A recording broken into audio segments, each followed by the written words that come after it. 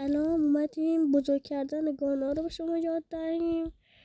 رو اسنایپ زیاد جواب داره ولی اصلا اسنایپ خیلی که از دور واقعا بایستی باش زد و این گانی که میخواید رو بزرگ بکنید رو شات کنم میشه درستش کرده ولی چیز میشه رو شات کنم خیلی هم خوب هست، روی همه گانا هست به غیر از نایف.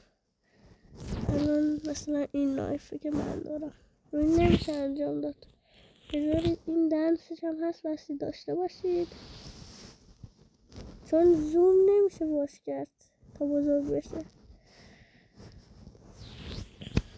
ولی اون یکی بزرگ میشه و زوم بکنید ببینم میره و اینجوری به گانتونم نگاه بکنید و فقط تو بتل میشه این کارو کرد یا آلکاتراس.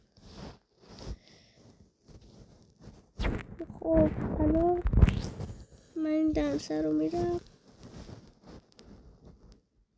اگه همینجوری تا دستشو بکنه توش بکنید انقدر بزرگ میشه ولی اصلا دمیج وارد نمیکنه و کسی که داری باش بازی میکنی هم نمیفهمی تو انقدر دانه بزرگه. و بعدی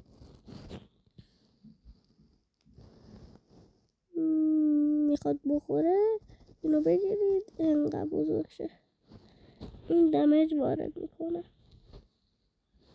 نگاه کنید زیادی دمیج وارد میکنه، فکر کنم قوی میشه. با 2 تا تیر همه رو میزنه.